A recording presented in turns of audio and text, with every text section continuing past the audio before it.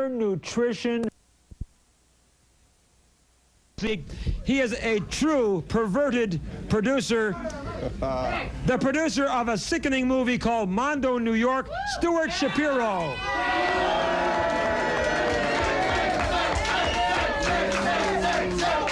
Now, hold it. Now, Stuart, I had a chance to view some of your disgusting film, Mondo New York, and I can't see why in the world you would put out such sleaze, such slime. I think the picture should be banned. What do you think? It is banned. What do you mean it's banned? It's banned in Beverly Hills. Yeah, but it's being seen all isn't it opening? We can't get it played in Beverly Hills. Where is it playing now? Only Hollywood. Where? Hollywood. It's not playing now. It's playing on June 17th at the Fox in Hollywood. The only theater that would book that trash, That's right? God bless Hollywood. But why would you want to get involved in such a sickening, disgusting film? I mean, can't you do anything better than this kind of perversion? For the youth of America. The youth of... Hey, hold on. Wait a second now, wait a second. Hold on just a minute. Let me, he says for the youth of America, let me tell you what great film he put together for the youth of America. In one scene, it shows a man biting off the head of a live mouse. What do you think of that? No, wait a second. Two live mice. Two live mice. And, hold it. If that isn't sick enough, in another scene, a man bites off the head of a live chicken. Oh, come on. Wait, do you realize this is horrifying cruelty to animals? And speaking of animals, he's one of them. Wait a second. They ate the chicken afterwards. Oh, they ate the chicken.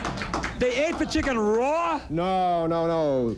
They ate the chicken after they pulled off the feathers. Oh, jeez.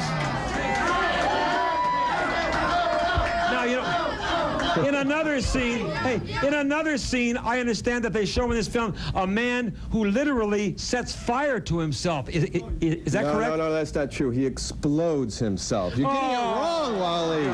It's too late. It's too late. If this isn't bad That enough, happens to be the same man that just bit the heads off of the two rats. Oh, hey, wait a minute.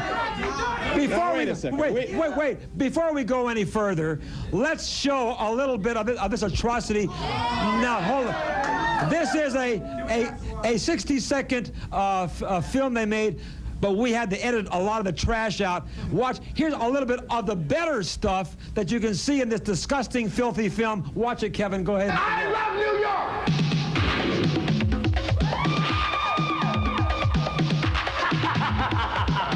This is art, buddy. Mondo, New York, home to outcast, misfit, reject, pervert lunatics. Mondo, New York, gangsters, pranksters, and outlaws. Neurotic, psychotic maniacs, brainiacs. Everyone done it! Everyone done scream! I look out my window, the colors in the streets! I live in the city! I breathe dirty air! I'm a trained with people! Junkies, gays, and squares! New York, New York! New York, New York! Are you talking to me? Mondo, New York.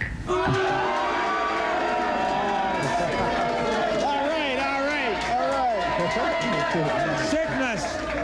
That's real sickness. You know, one of the scenes... It's only sick because Wally's over 40. You got to understand that. Hey, hold up. Hey, one of the horrifying things we could not show you was they actually found a man and literally they show him pumping heroin into his veins. What do you think about that? Now it's time for our final loser of the night. Oh, come on, Wally.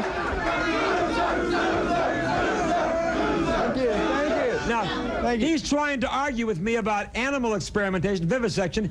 He says it's good. I say it's rotten. This is Scott Senatore. Yeah! All right! Thank you. Thank you. Hold on. Thank you. Thank you. Scott, let's get right to the case. Our time is short. Wait, hang on, Wally. Wally, you got a booger in your nose. Oh, yeah.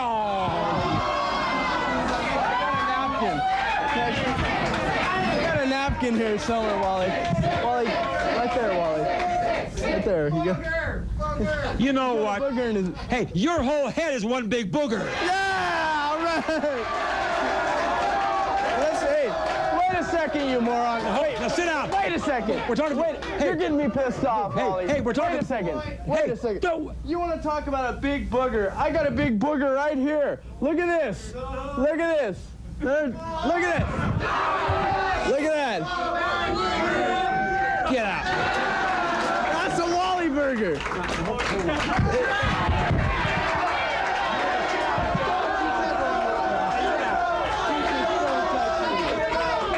Moron. Hang on. Let's get to the point, you moron. Let's get to the point. Wimp. Right here's a wimp. We got a wimp right here. Yeah. It's a wimp. This is a wimp. We are here to. Do you want to discuss the issue or get your buns out of here? Let's discuss the issue. All right, let's discuss the I issue. understand, Wally, for the third year. Lean it's back in won- your chair. We can't hear you. The third year in a row you've won. Hey, this guy's the high on skateboard- something, isn't he? Yeah, yeah! Wally, you passed me that joint back there. Hey, what have you been snorting back there, pal? Well, it was just what you gave me. I don't know. What was it, Wally?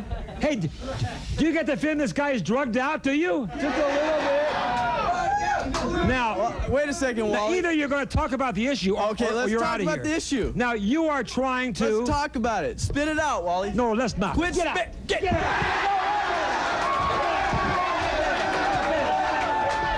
Get him out of here. Get him out.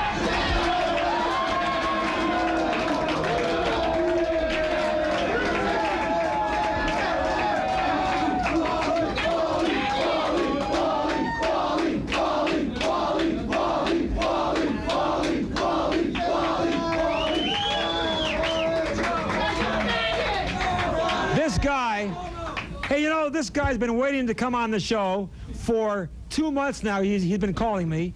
I get him on the show, and the guy's got to be whacked out on something, don't you think?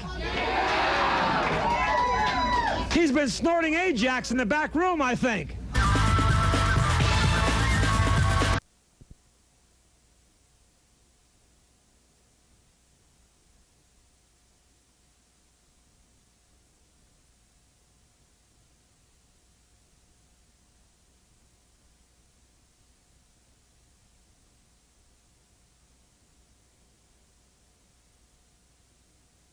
And he says, hey, you, I want to be with you tonight. And he gets anyone he wants. No. Anybody that Hugh Hefner has anything to do with, you know, he doesn't say, hey, I want you. He does. No, he sends a messenger to say, hey, I want you. You know any. That's not You true. know any Playboy playmate that Hugh Hefner points his finger to is going to end up in his bedroom. That's you know not that. true. I didn't end up in his bedroom. He didn't. Well, maybe he didn't point his finger at you. Well, why wouldn't he point his finger at me? Well, he has so many, he didn't get around to you in time. That's not true. That's not true. Yes, David. Did you have a question to ask? I can understand you doing this to get your career started, but you already had a career and then you did this. Is that right? Or did you start your career with this? Starting a career, I wouldn't say that was a starting of a career. Of your acting career? I had done some actual acting before that. Yeah, and you did this afterwards, so it Yeah. wasn't necessary to get underway. That's true. I didn't use it as a stepping stone, really. I mean, I used it to appear in a public magazine. To make $10,000. To make $10,000. Listen to me. Any girl really.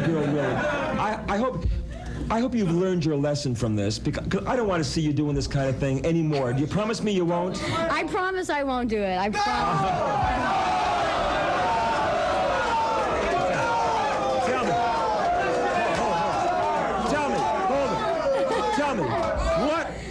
Now, you have worked for Playboy? Yes, For how long have you worked for the Hefner organization? for about 3.5 years. Now, what have you learned from that that is valuable for your life? Well, in what aspect? What are you? I mean, what are you in general what have speaking you about? learned that is helpful to you for the rest of your life? Anything at all? I mean, Oh, I'm besides how to sure. take your clothes off? No. I've learned lots of things. What have you okay? learned from the Hefner philosophy?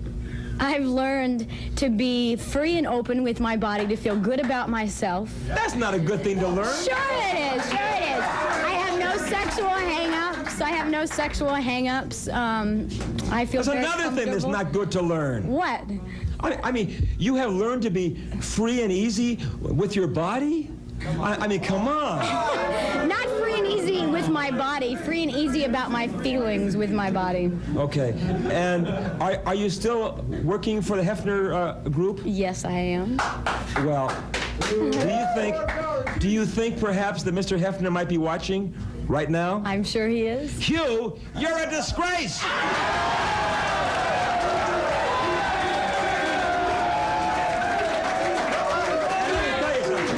Hey, Hugh, all those beautiful little girls that you've lured into your boudoir, you should be ashamed of yourself. I want to ask you this. Now, you know, I have met on like the Allan Thicke show and so forth, a lot of Playboy bunnies. Now, I'm not referring to you, Yes. but a lot of the Playboy bunnies, let's face it, are really airheads. they have nothing up here. Now, Well, you seem to Wally. be highly intelligent. Why do so many airhead girls become bunnies? Because they can't do anything else, Well, obviously. a lot of girls, I wouldn't call them airheads. Maybe they're just What not would you call educated them? in the world Dumb bunnies, today. like- They're just not educated.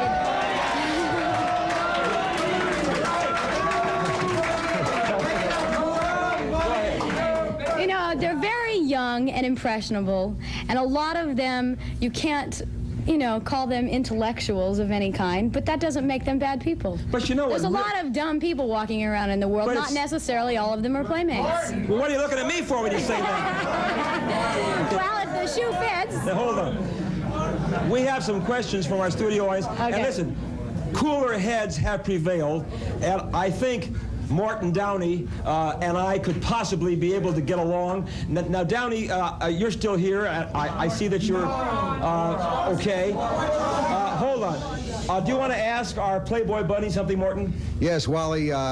First of all, Lorraine, you're a beautiful young lady. Everyone in the audience. I don't need to make any statements because everyone knows that you're beautiful. But let me ask you a question. Carry a message back to Hugh Hefner, all right? Carry a message back to Hugh Hefner from Morton Downey Jr. and probably from Wally George and probably from everyone in this audience that the demise of this country began with the inception of Playboy magazine. That's not true. That's not true. That's not true. Hold it. How do you answer that? I'll tell you what. The demise of Playboy magazine did not. No, he says. Did he, what did he say? He Demise said of the country. the The demise of this country.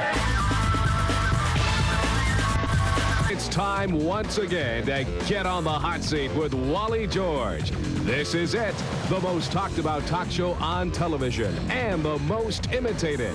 Join Wally as he grills those liberal loonies and tells you the way it really is. And now, here he is, that hard-hitting award-winning voice of conservatism, patriotism, and controversy. The one and only Wally George.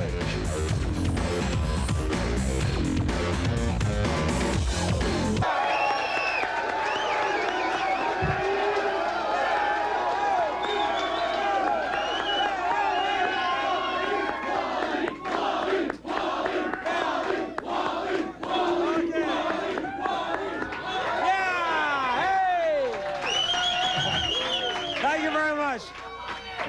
Okay. Thank you very much. Now, we'll continue, and Bill, if you will, introduce, she's back again, this atheist idiot.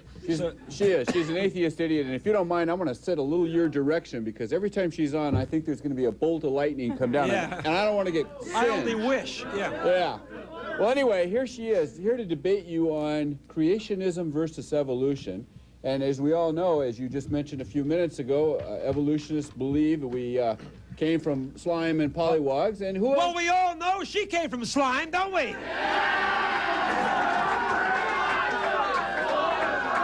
Well, I came that's from exactly Orange what I County. was It's going the to say. same Here's thing a now. person who has personal experience with slime, Dawna Kaufmann. There's Boo. Thank you.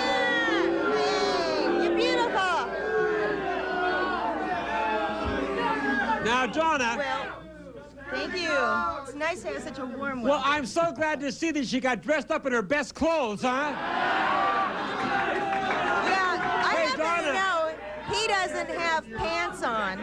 Hey, Dawna. Hey, Dawna. Hey, Dawna. Yes, nice Wally, pants. are you going to say something? Hey, Wally. Hey, Wally. Yeah, somebody give this man CPR. Dawna.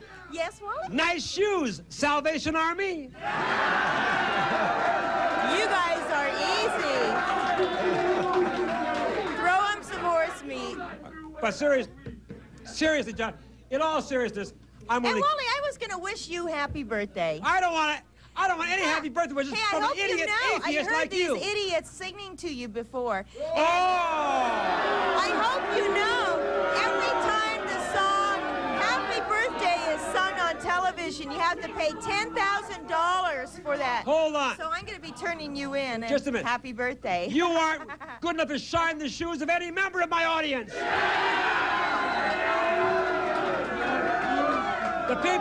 The people in my audience are great Americans. You are scum. Gee, I always get us mixed up. Now, But enough substance, okay? let's get down to the issues here. And of course, that is one of the issues. She is scum. But we have no debate on that. None. Okay. Now, you know what? You and Bill Honig and some of the people in the State Board of Education, all liberals, are now doing something I think is horrifying, and we must stop it before it becomes too late. You and people like you and Bill Honig, you want to stop creationism from being taught in our textbooks in public schools. And you know what? Dawna and her liberal friends and Bill Honig and the Board of Education have said there will be no mention of creationism, that God created this earth and all its inhabitants. No mention of that in any of our textbooks, only the theory of evolution, that we all evolved from pollywogs. And I say, if we're going to have evolution in our textbooks, we must have the other side, creationism, as well. Thank you.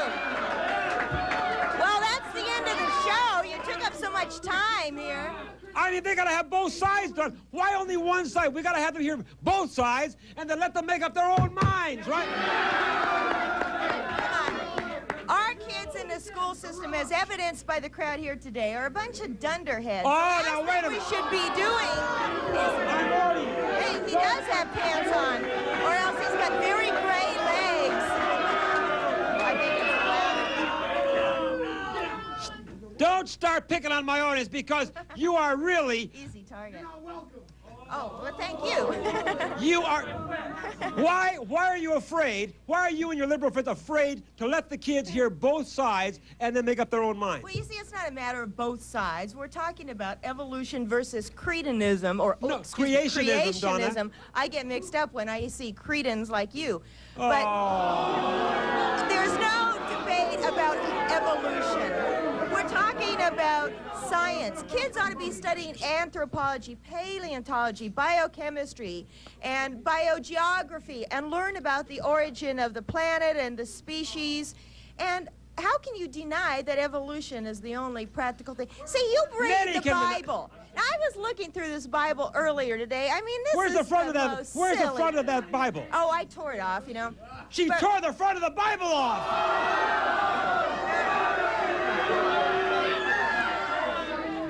Well, you know, I just think that Don't you dare tear a page. Don't you dare. I want to get. Oh!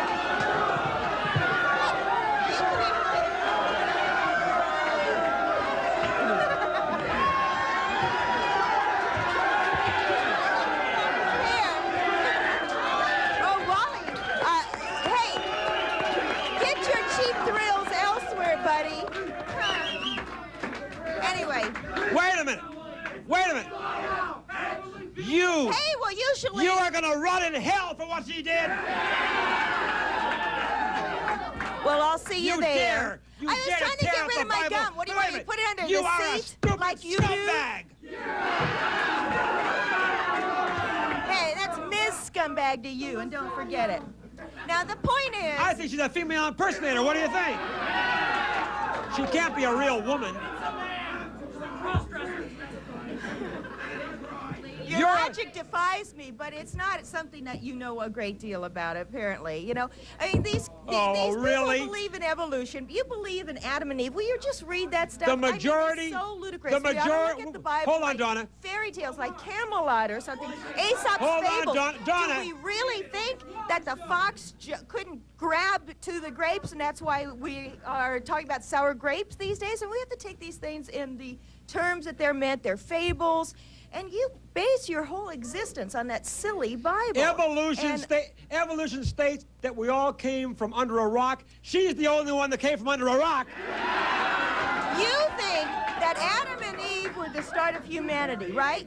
Adam and Eve, by recorded text, were about 6,300 years ago. We're not debating the Bible, Dawna. But We're not debating the Bible. humanity is 12 million We're not years debating the old. Bible. We're debating evolution. And the wait, universe we're is not- 20 we're not billion debating years We're not old. debating evolution. No, we're not, Dawna. Please, We're Wally. debating the issue. Well, I am. No, we're not. No, we're not. Wait. The thing is that Wally is telling you we're discussing whether or not we It should should be in teach public or schools. give it to both and let everybody make their own decision. No. What are you so worried about? At least letting a kid have a chance to hear this. Jesus, you see what it is? Because No. I don't think we ought to be teaching that there's a chance there might be a Santa Claus either, because there's not. It's mythology. Teach it as an elective course This has when nothing to children do are with old Santa enough. Claus. But Dawna. instead, teach young children. And if you feel that strongly about religious theory in schools, send your kid to a private school. No. I was sent to a It should Catholic be in school as a public- kid. Dawna. I was raised by nuns and wolves. I had a teacher.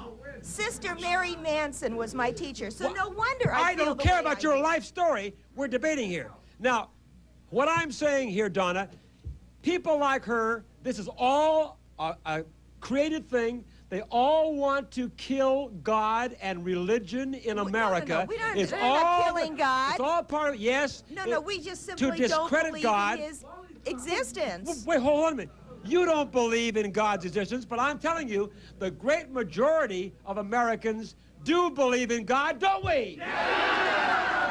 You are the minority. You are the minority. Alabama and Louisiana have already thrown out your argument. So if that can happen in ridiculous states like that, a progressive state like California has no right even debating this subject. I say this. School is hold not on. the place. I Teach say- your kids Dawna, religious instruction at home. Hold on, You have Dawna. to do it. But Wait a- better, teach them how to think and teach them to think, stand right. up Okay, for hold themselves. on. I agree. Teach them how to think, but don't just give them one side of an issue. Give them both sides. No, and you're let them make up their own manufacturing. Two sides. I'll be right back.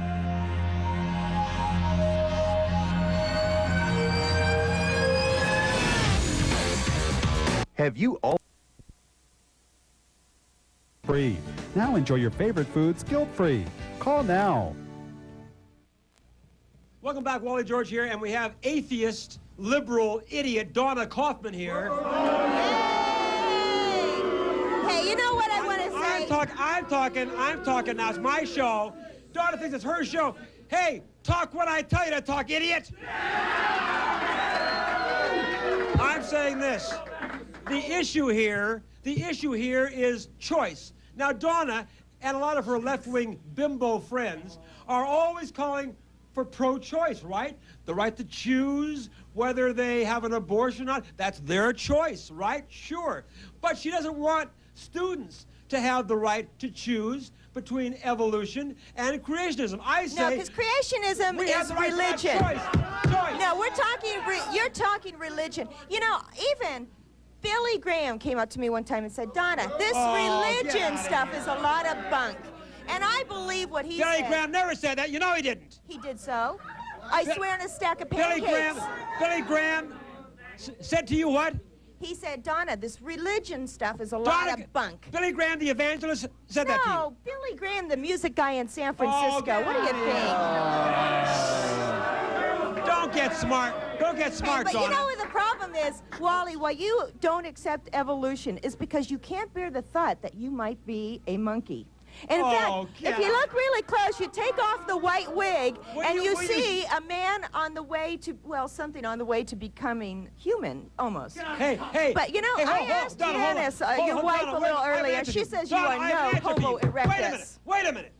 You want to insult me? I'll insult you back. All right, I do. Have her take off her clothes. Wait a minute. Wally is so stupid.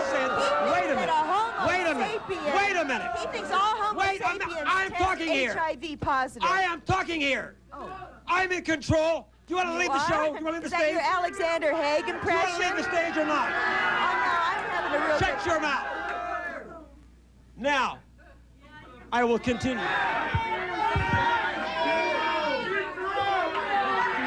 What's this remind you of, Wally? But, you know, I don't think we ought to be embarrassed that we come from monkeys. What's the big deal? We see evolution every day. You see a grape turn into a raisin. You see a caterpillar turn into a butterfly. We see people that have flat you know what, Dawna? Why don't you turn into a tree and leave? No. Hell, That's a good I'm idea. gonna put this in front of your dressing room. What I'm saying... Don't tease me. Don't tease me. See, let me tell you this. Yes. I noticed you have a banana there. Well, it's for you. I opened it, so Hey, that's the it most- didn't have directions on Hey, it. that's the most sexual excitement she's ever had. On this show, for sure. No, unlike you and Rob Lowe, I don't have my sexual excitement in front of TV cameras. I'm telling you this. We have a concerted effort here to kill God and to kill religion in America, and we're not going to let it happen, are we? Try it.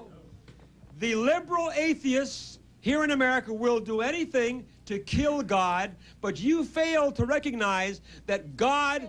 There is no God. Oh, well... Accept that right off the bat, you know? You failed to recognize, How do you Dawna. believe that this planet evolved? Do you really think that mankind is not related to other animals on this planet? You say, all right. No, let's talk about specific scientific theories and you chains say we came of from evidence. monkeys, right? All right, now. Look at the fossils. There are fossils found in Africa, in Egypt, in Alan Cranston's office. I mean, they're all around us. Yep. And those are positive links that we lived in different forms throughout millions of years. You say we evolved from apes and monkeys. I have a legitimate answer. Well, in your case, it's more like the Barasini orangutans. Well, you Well, first of all, right after... Hold on.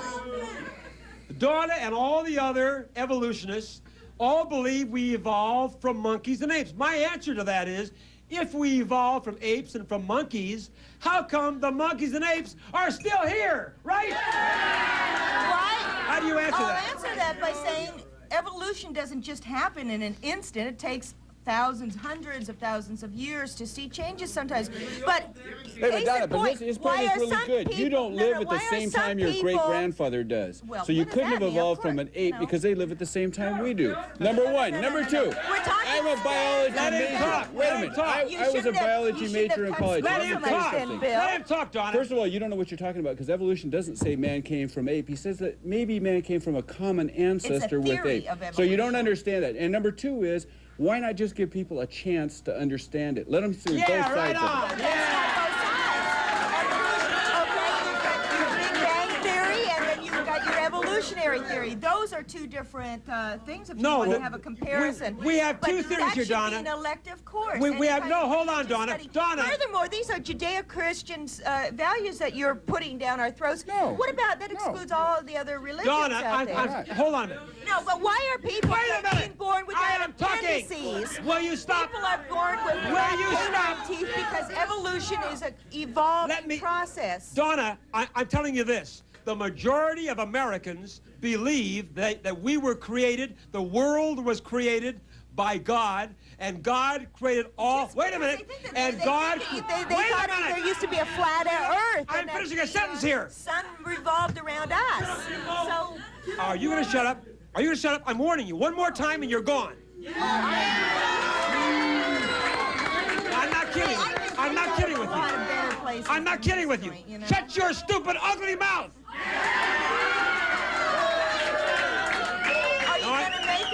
No, I'm saying this. Nothing could make you pretty, bimbo. I said, are you That going to would make take a real point? act of God to make her pretty. No, what I'm saying is the great majority of Americans believe that we were Majority of created Americans are by not God. great for that And I matter. say, I'm not trying to be as unfair as they are. I'm not saying, no, we shouldn't teach evolution, that we all evolved from pollywogs or whatever. I'm saying, yes, let's teach evolution. Let's put it in the books.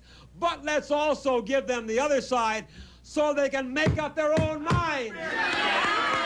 But Dawna, you're afraid of that.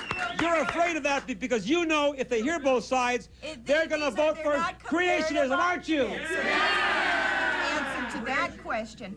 I say kids ought to be studying about archaeology and paleontology They so can do that they that. They can know do that. instead of any kind of religious theory so that we can fill it's in the not missing religious. links It's not and the religious. fossils. It's So how we'll the have Earth a was- real record of the phases of mankind. This is as what we're we do doing. in the Ice Age and the other This is ages not of religious, man. Dawna. It is a. No, it does It is come how down the Earth to was created, You and the scratch people. the surface of that and you're going to see a reactionary, right-wing religious kook. And that's the argument that you hear all the time. Listen, if we scratch the surface of your brain, we'd see nothing. Okay, come on up. Yes, go ahead. Wally, my name's Tony from Whittier. Yeah, Tony. This bimbo here says that we evolved from apes and everything. How'd the apes get here? Who put them here? God. How do you answer that? Stay there. Well, I can see you don't spend a lot of time reading Omni, do you? I guess not. I guess not, no. Well, Answer the question. I Answer the answered it question. about 10 times, but he Who doesn't have created the ears. animals? Who created the apes, Dawna? Well, who do you think it was? God. Little?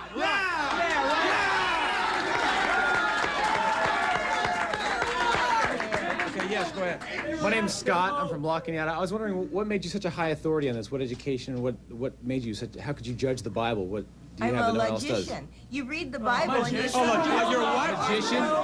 Jesus in reality. You're talking about burning bushes. You're talking about Miriam putting baby Moses, in a little basket and floating him down a river. You know, if that would happen today, should be on the Donahue show, and there'd be child abuse will you charges. stop it? Yeah, what about Abraham and Isaac? What God authority? said, hey, kill your Answer son. his question. Kill your son. What If he wants authority? to kill his son, Answer God his says, question. What authority do you have that? Answer his question. What authority do you have to speak on this? I read the Bible enough to know it's silly stuff. And I happen to have a very good brain that I'm blessed with. So would you be if you got off the basketball court and went to school classes more. Dawna, I think we've all made up our mind that this is a nitwit. Take your banana, go home and have some fun. Get out of here.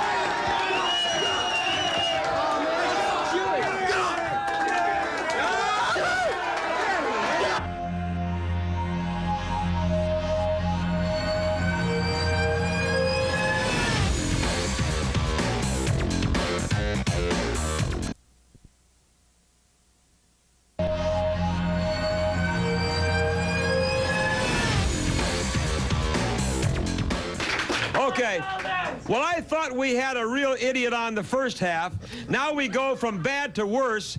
First we have this nitwit, Tony Fish, who tries to defend Roseanne Barr. Now we get even more ludicrous. We have this guy, Mustafa Qadir, who is here to try to defend Raymond Bucky.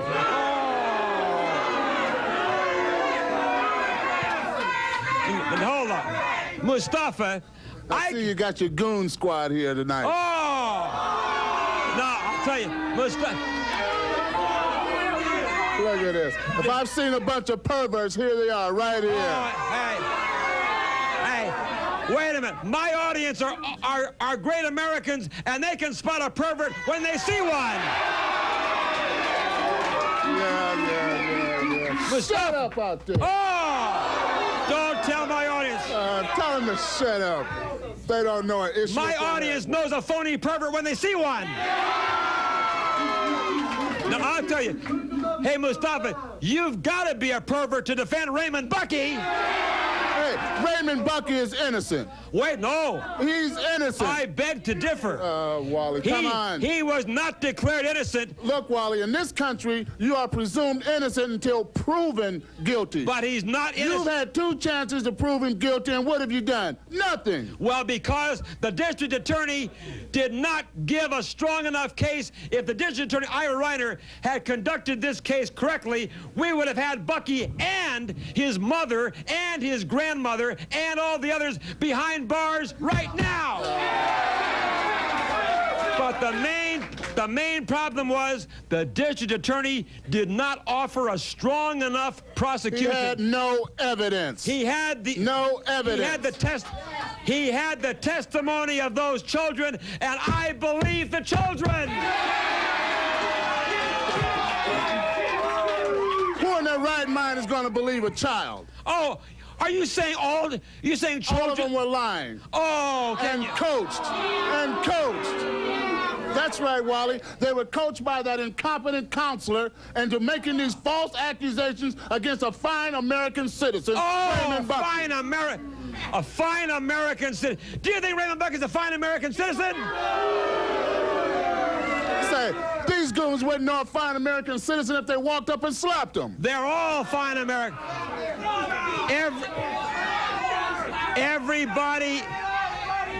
Everybody in this audience is a fine American citizen. Yeah, look, this is your fine American citizenry. Hey, do you know what? Mobs, that's all they are. You obviously do not know what you're talking about.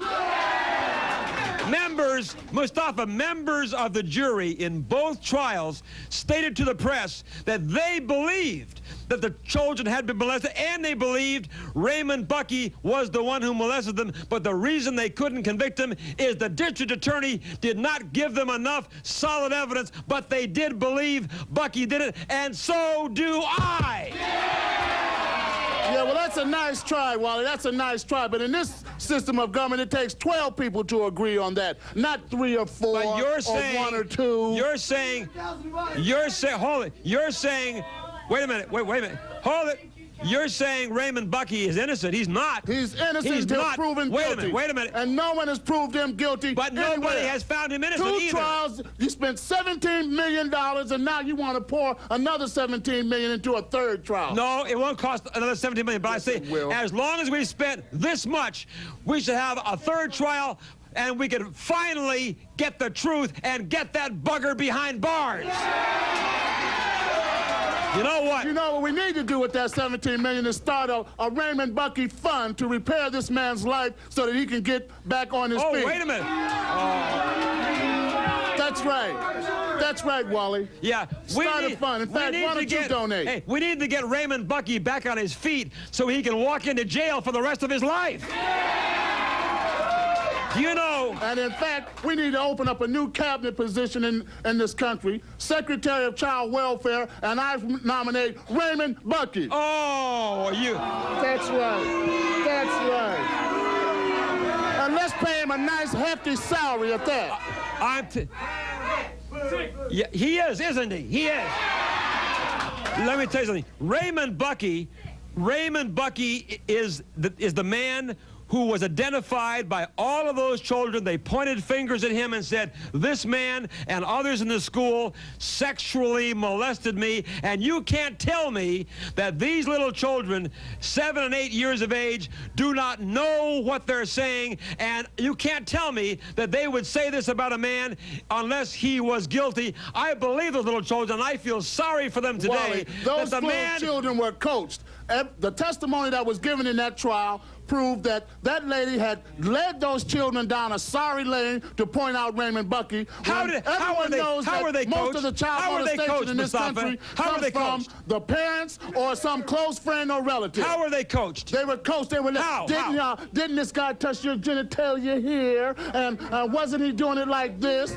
Led those poor children down the road to a lie. All they did, wait a minute. All they did was ask the children, did this man or did these teachers Did they touch you here? Did they do this? And the children If the children said, didn't give the right response, they got smacked. oh, you're full of it. That's right. Where did you hear that right. from? That's right. Where did you hear and when that they from? gave the right response because they were trying to railroad Raymond Bucky in this trial, then they were praised, so the children just started saying, yeah. Wait a minute, wait a minute.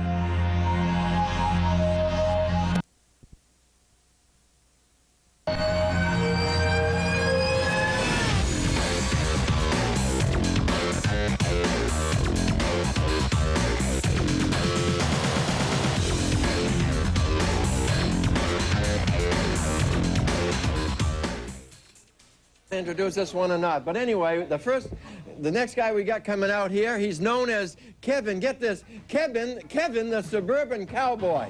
Here he is. Kevin, the man. Where is it? Oh, come on.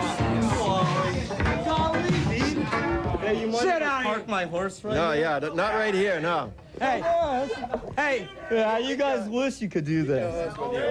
Here you go. Hold on to my hat, too. Here, let's put Hey, yeah, get out of here. Hey, what do you think of this guy? He's a male stripper. Come on, you guys all wish you could do it. Bunch of Barneys. Yeah, tell me about it. Is he sick or what, huh? I'm into stimulating friction. Your one, he looks pretty sick. Hey, do you think anybody would want to see him strip? Yeah, well, all you guys are saying no, all the women are saying yeah now. Oh. How many of the women, or stand up, any women knows who would like to see this guy strip? Stand up. Come on, ladies. Oh. All you ladies, my number's 976 SAT. Mother and his sister. Sicko. Hey, it's probably his mother and his two sisters, right? Hey, by the way, it is. So? Hey, now hold on. You are actually a male stripper. Is that right? Excuse me, it's a male exotic dance. Oh. Hey, notice. Right. I got class, baby. Hey, notice how he doesn't have one puny hair on his whole chest. Hey, That's because it looks good. Hold on, gang. You want to see a hairy chest? Okay. Hey, look at this guy. Wally, you'll have to pay a lot of money for that one. Wally, to sit through that, you ought to be paying them. Don't do it to us, Wally. Your body's... I don't know what to tell you about your body except scientists Now, would have that's a field what you day. call a real man, right? Were you born hairless or did you shave it all off? I take pride in my work. I shaved it off. Oh, but he shaves his chest. Is That's that right. Come on. I'm into student. I say you male strippers are an embarrassment to us real men in America. How do you answer that? I don't see women over here paying you to take off your clothes. And you call yourself a real man? Yeah, but I know God. some women who would pay you to put your clothes back on again. Yeah, because they want to see the show one more time. Now where do you do this ridiculous stripping in the first place? All over. I work for Amazing Entertainment in Marina Del Rey. And this ad's for Kevin for stimulating friction. What's the name of the organization? It's called Amazing Entertainment Marina Del Rey. Amazing Entertainment in Marina Del Rey. Come on, you guys all know. You guys wish you could have a job like mine. Hey, the only amazing thing about this whole deal is that he's not locked up in the slammer. Now tell me. Because I do my shows with class. Let me. Oh. Tell me this. How long have you been doing this kind of thing, Kevin? Excuse me, it's Kevin Jeb. Golly, Wally. About 4 years. 4 years. Okay. How old are you, Kevin? 23. 23. Okay. Now. Yeah, right. Why did you decide to start taking off your clothes? Did you spend too much time in West Hollywood? As a matter of fact, when I was in West Hollywood, Wally, I could have sworn you tried to pick me up one night. Oh, he is down there, right? Yeah. No, why did you decide? What was it you held up? Was it a 50 or a 20? I can't remember. Actually, I told you I'm worth more than that.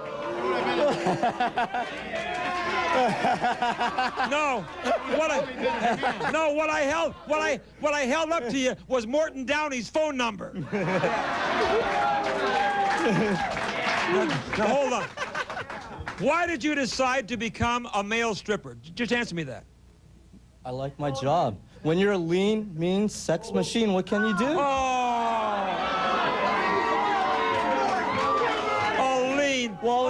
No, you mean can't say sex that. machine. Well, I don't know. He's lean and mean. But all right, now what do you? Well, we what left out town, though. Look. What do you actually do in your act? Exactly. What do you do when you?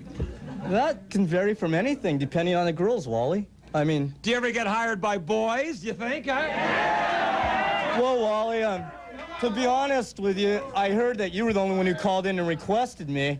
Don't be smart with me. I'm asking. What if a bunch of guys called in and want you to come down for a little party? Well, Would you go down for that? I'd just give them your number, Wally. No problem. You'll do it.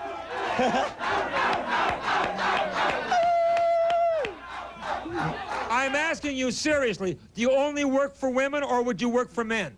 Of course, I only work for women. Oh, okay. Now, you, on the other hand, who knows who you've worked for, huh? Do you work for private parties, for clubs, or what? All of the above. And then what do you do when you come waltzing out with the music playing and all that stuff? Stimulate friction. Stop!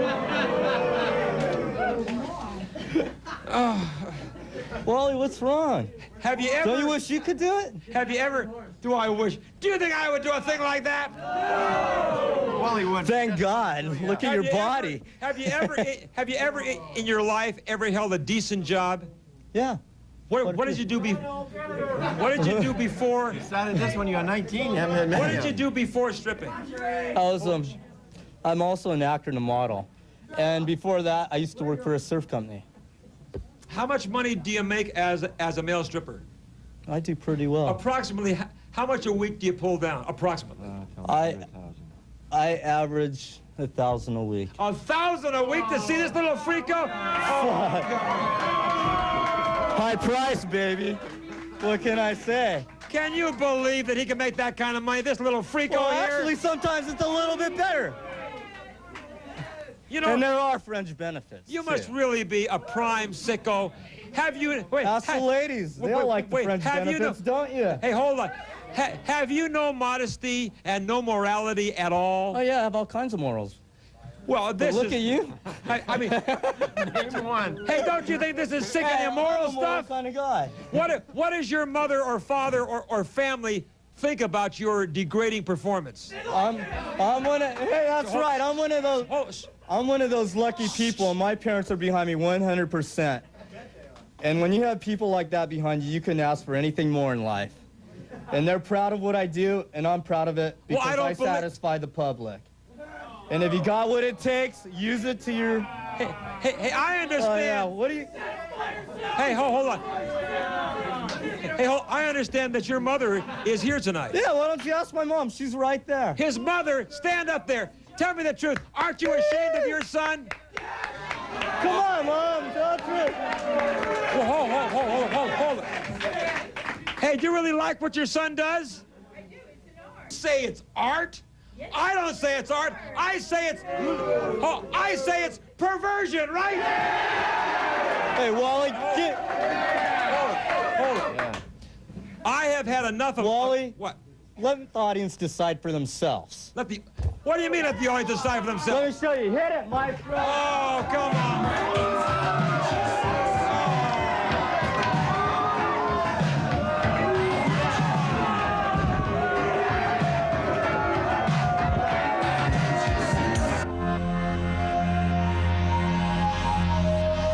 SaveSeaOtters.org.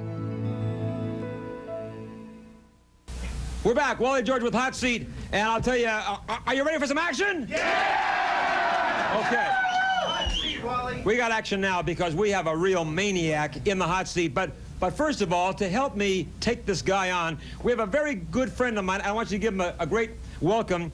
He's a very well-known, renowned author, lecturer, political analyst, and author of the bestseller Sunshine Road. Welcome, David Chagall, right there. Yeah, David.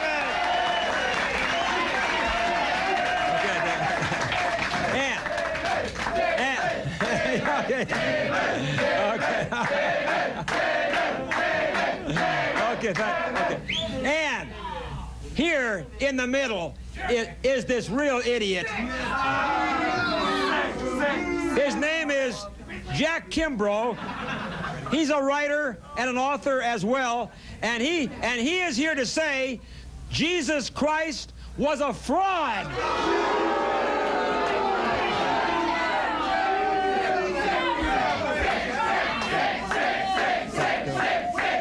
Now, Jack, hold it.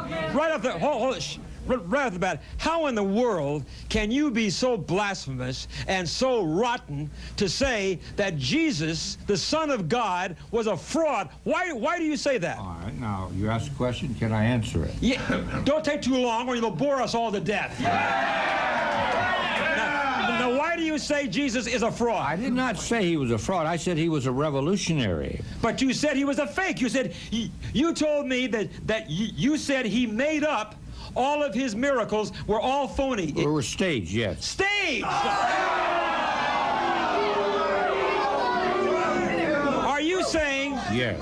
Are you saying to me that when he healed the blind and the deaf, that was all phony and staged? Yes, yes. He staged that. Right. Do you believe that? Now, David, how do you answer that? Actually, can you believe this, Wally? Could he stage something by having a man born 40 years before the fact, when he was only 30, and having this man be blind from birth so that all his neighbors and all his friends could see him at the temple every day, blind, begging for coins? Jesus comes along when the man is 40, when Jesus is 30, touches him on the eyes, the man opens his eyes and sees. How does Randy stage that one? Yeah, how about that?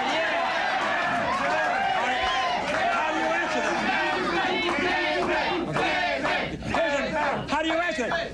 Here's a man who was blind all his life, and his friends and family knew it. Well, all you have is that was PR. They said... Oh, PR. PR, yes. Hey, as far as you're concerned, it's all PU.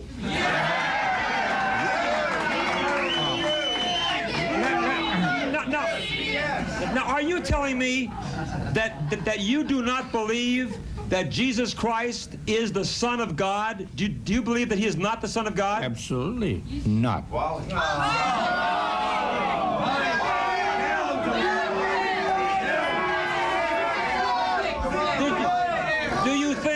Do you think he did not die on the cross as stated? No, I agree with the author of the Passover plot that he was drugged to simulate death so he could get off of the cross before he actually died. Drugged to simulate? Wait, you're saying he was drugged while he was on the cross to simulate death? Right. That sop that they gave him, with vinegar as a kind of joke, yes, was actually, it contained, contained some kind of drug that was extant in those days, a knockout potion. Oh, knockout potion. All right.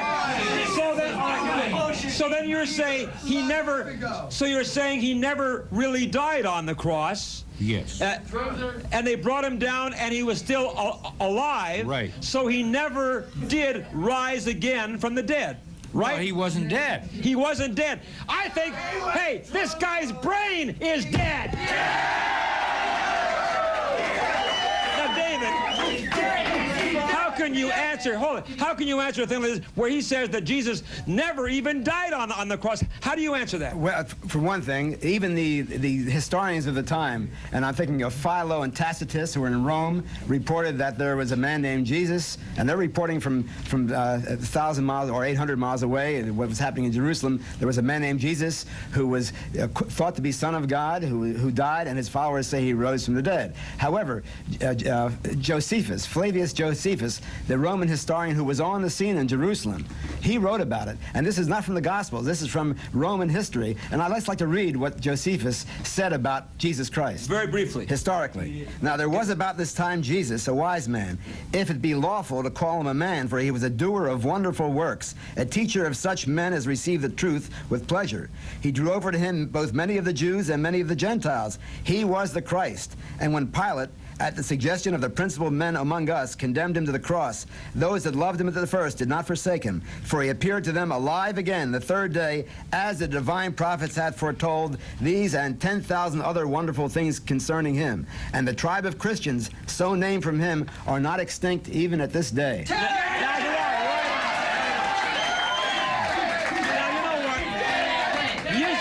You You sit here, you stupid, blasphemous rodent. You sit here. Don't. Oh. He dares. He dares to get the sign of the cross. All right, No, let him read something. No, hold on. Let me read something very short. Hold on. You dare to sit there and say that Jesus Christ was a fraud, Jesus Christ never died, that he was a fake, and that he staged all his miracles. Right. You have no proof, and I know what's going to happen to you for saying these things. You're going to rot downstairs in hell.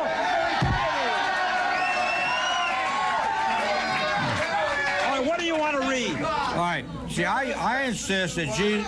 Hold on. I insist that Jesus was a political revolutionary trying to overthrow his own government. A political revolutionary. Right.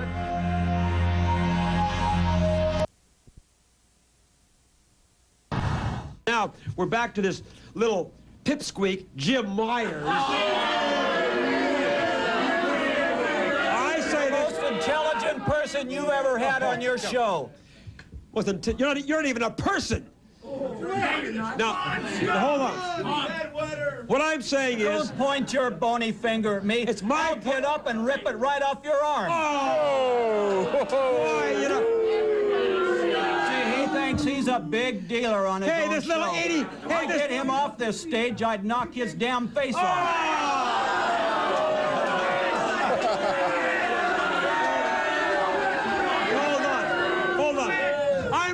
I'm really frightened of this 84-pound weakling, huh? Hey, you know what, Bill? I'm really afraid to fight you. I'm afraid I'll kill you. That's why. Now, I want to tell you something. I say this. The FCC has the right to watch what's going on, to monitor radio stations. Listen closely now. And hold on. The FCC is the Federal Communications Commission. Now, the government grants licenses to people to own radio stations. That is not a license to get on the air and say any four-letter words you want to say. See, he thinks people are stupid. The fact is that that kind of radio station is very popular. That means the people have spoken. They want to listen to it. The ratings skyrocket on all these stations. I have news for you. It's wonderful. It's America. People are listening to what they want. They're not listening. Along comes the police state and tries to take those rights away. Do you know? I'm trying to tell you this, you idiot. Not very well. All right, for an example, you cannot go into a public restaurant, for example, go into a restaurant and stand on your table and shout the F word in the middle of the restaurant. What'll happen? They'll throw you out of the restaurant, won't they? Yeah! So if you can't say it in the middle of a restaurant, why in the heck should you be able to say it on a radio station, right? How do you answer that? Wally lives 1,000 years ago. Words don't hurt people. Repression and right-wing fascist policies are what hurts us. But Jim, Words you talk about the rights, but you talk about people's rights. What about my right not to have to hear that? That's right. How about that? Yeah, right on. You have no idea. You see, in a free society, people have the right to choose. If Billy here can't stand the F word, he might be able to manage to turn down and turn the dial. Well, Jimmy, even he could turn a dial. Jimmy, hold on, Jimmy. His wife could help him. Jimmy, hold on, sweetheart. He forgets it's a free country. Hey, yes, it's a free country, and we have the freedom to not be offended by broadcasters. You never know. What exactly is offensive? What exactly is obscenity? You are obscenity. That's what it is. You are.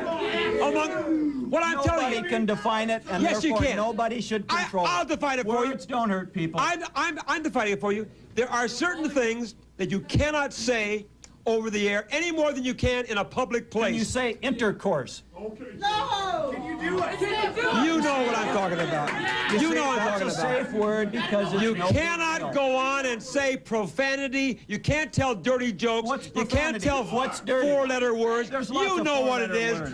You know darn well what it is. The Federal Communication Commission is made up, now listen, of 7 people appointed, not elected, appointed by the president. So imagine someday in the future, these appointed people going around all over the country and deciding what you can listen to, What I can listen to, it's a horrendous thought, and that's what they're trying to do, and this jerk supports it. Oh. It's unbelievable.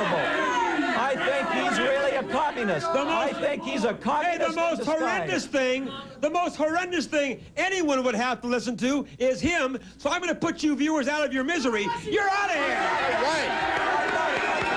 You're out of here. Gone. Goodbye. Bye. You're out of here.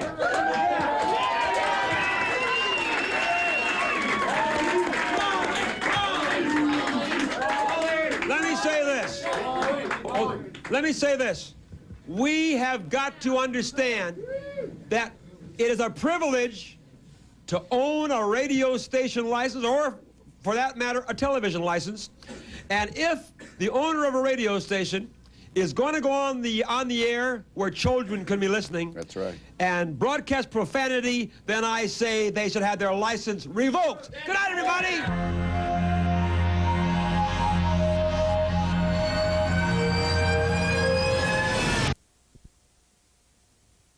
Many years ago, and he's back, and he's still as ludicrous as ever. He's a liberal college professor. Oh, who was applauding that? He's here to defend the ACLU and Dukakis. His name is Professor Frank D. Lugo. Here he is.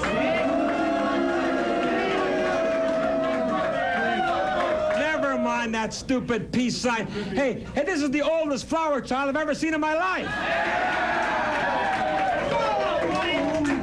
Now you are one of the many lunatic liberal college professors who I say are brainwashing our students and turning them against our country, and we don't need them on our campuses, do we? Not only do I brainwash them, I dry clean them too. Oh, don't try to be funny. Don't try to dance around this. You know what you're doing. You're a liberal, card-carrying member of the ACLU. By the way, are you a member of the? Do you have a card with the ACLU? And proud of it. Oh, there it is, the ACLU. ACLU, a great American institution dedicated for the present.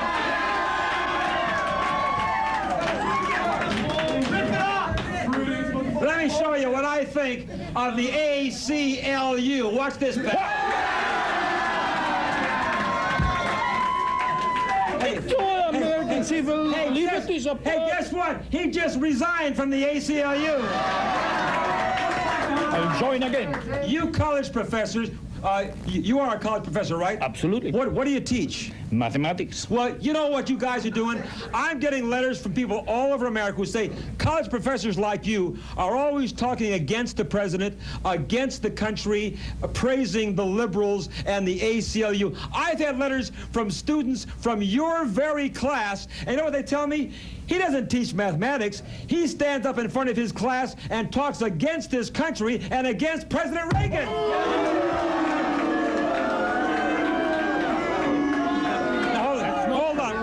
You are being paid to teach mathematics, not trying to brainwash the students in his class. Am I right?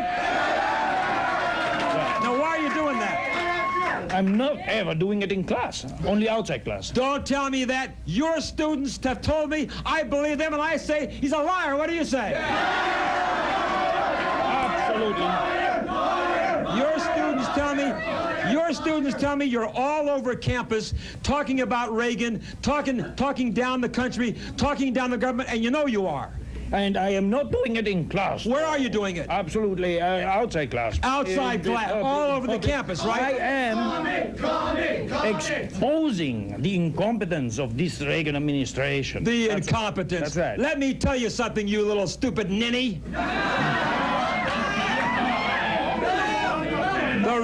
The Reagan-Bush administration has done more for America than any administration in 50 years. Yeah. It's given us the greatest deficit we ever had. It has given us the greatest tax increase we ever had. I beg to differ, my friend. Let me tell you, Ronald Reagan has sent up several budgets to Congress, and your fellow liberal Democrats vetoed every one voted down all of his budgets. If they had accepted it, we would have cut back on the deficit a long time ago. What do we have? Yeah. But let me tell you, hold on.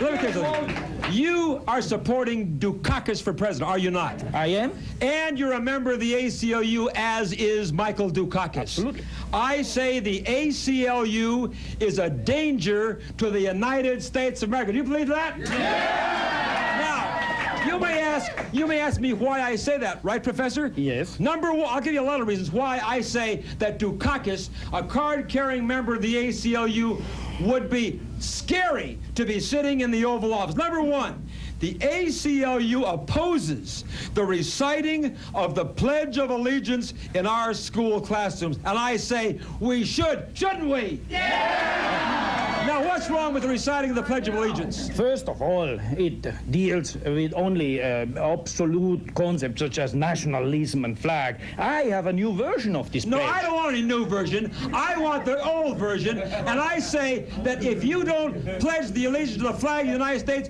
you have no business being a teacher on any college campus. Now, let me ask you. Hold on. Pledge. Let me ask you. Hold on. Professor, let me ask you. Do you, first of all, let me tell you something about your ACLU. I had the former head of the ACLU, Carol Sobel, on this hot seat show. And I asked her if she would recite the Pledge of Allegiance to the flag with me, and she said no. I said, do you pledge your allegiance to your flag? And she said no.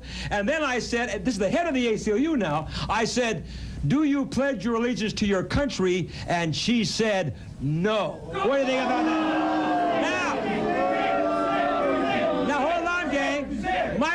Michael Dukakis says he's a proud card-carrying member of the ACLU, so he must not pledge his allegiance to his country either. Now, let me ask you, do you, Professor Lugo, pledge your allegiance to the flag of the United States of America? Do you?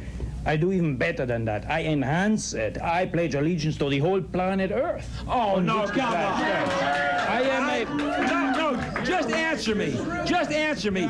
Do you pledge your allegiance? Hold it. Do you pledge your allegiance to the flag of the United States of America? Do you? If you pledge your allegiance to the planet, as I do, the flag is part of it. Answer me. Answer me. Blow. Do you believe in the Pledge of Allegiance to the flag, and will you recite it with me now? The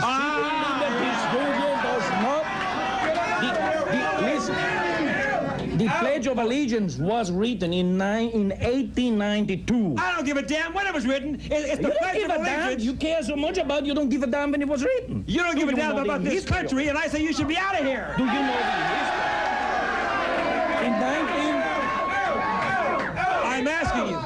I'm asking you. All right. Let's skip the Pledge of Allegiance. Hold it, Professor. Let's skip the Pledge of Allegiance to the flag. Let me ask you a more direct question. Do you pledge your undying allegiance to the United States of America? Do you? If I say I did the whole planet, the United States is part of it. Do you? Just answer me. It's a yes or no. Hold on. It's a yes or no question, isn't it? It's a yes or no question. Do you, Professor Frank DeLugo, right now on this date, do you pledge your undying allegiance to the United States of America? Yes or no? Well, I'd say I don't even let me answer.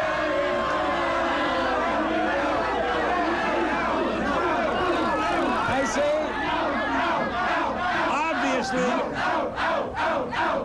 obviously you do not. I do. That's why I'm supporting Dukakis. That's why I'm supporting this American Civil Liberties Union. That's obvious that I do have allegiance to the United States. So, I'm doing the best for this country, and the best is Dukakis, and the best is the ACLU. Hold it. If you say, hold on. He says the best is the ACLU. Why then, hold on, Professor, why then does the ACLU want to remove the words under God from the Pledge of Allegiance? Does that mean that they do not believe in God? And by the way, Professor, do you believe in God? Which do I answer first? Whether they believe it or whether I? Do you believe in God? Not. Do you believe in God? Yes or no? Exactly who is God? What is God? You cannot even. If you have to ask me, if you have to ask. Tell us what kind of rock. Singing all the rock hits, David. Old rocks, okay. Now it's time for our next victim on hold it, everybody. It's time for our next victim on the hot seat, David, if you will. All right, next up we have our resident intellectual, if you will. Intellectual, oh boy. Allan Dollison, who tonight is, let's see, is he attacking or defending? He's challenging Reagan. Challenging the Reagan's handling.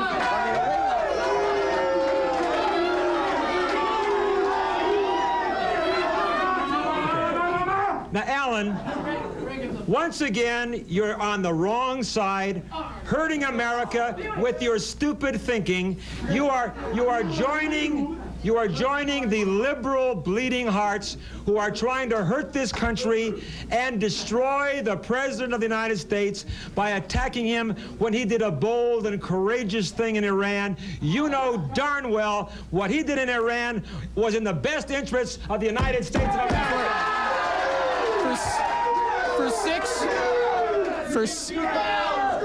For 6 years, the same president who said that he did that in the best interest of America said that the best interests of America were well served when we did not negotiate with terrorists. He violated that basic tenet that he came into office on. He said, no more will we ever deal with terrorists. We will promise swift and effective retribution. Wait a minute. Hold on, pal. He did not. Wait. Just a minute. He did not deal with terrorists. He's dealing with the moderates in Iran who are trying to take over from the Ayatollah Khomeini. The moderates in Iran, who do you think runs the country in Iran? Do you think the moderates in Iran run the country, or do you think the Ayatollah Ruhollah Khomeini still run the country? Of course the Ayatollah still runs the country. Reagan said, look, we need our hostages released. I'm being beaten by the press here because I'm not doing anything to get these hostages released. How do you know what Reagan? How do you know he said that? Reagan said. How do you know what Reagan said? Were you sitting in the White House when he said that? I'm not sitting in the White House, but it is. How do you know what he said? But he himself has admitted. He himself has admitted that he negotiated and he approved the release of arms by this country to the country of Iran, and he also approved of the country of Israel sending arms shipments to. Hold on, Allan. To Iran. He promised that he would never deal with terrorists. Now, he did not deal with them. What do you call sending weapons to Iran, saying that we want our hostages released? 3 hostages have been released, but in the same time, 3 more hostages have been released. The net result is that we still have the same amount of Americans that are being held hostage, and Iran has a plane load full of weapons so they can continue on their war with Iraq. This is what he did. He did not deal with Iran terrorists. First of all, Iran was not responsible for the taking of those hostages. Those hostages were kidnapped by an organization known as the Islamic Jihad, which is pro-Iranian. They have supported the Iranians in their war with Iraq, and they supported the Iranians when they kidnapped 52 American hostages. What I'm trying to tell you is Even your audience is against you on this one. That proves it. Even your audience is against you. You're just sitting alone there with President Reagan. Nobody else agrees with you. Let me ask you. He said the audience doesn't agree. Do you believe that Ronald Reagan is the best president we ever had? Okay, there you are. There you are. You know what you're talking about. Now listen. These same types of people also agreed that in an LA Times poll, 79% of the people believed that President Reagan was lying. Oh, he was lying. 79% of people felt he was lying. In that same poll, Dollison, dimwit, In that very same poll, it showed 58% of the people in this country agree with the way President Reagan is doing his job in office. How do you answer that?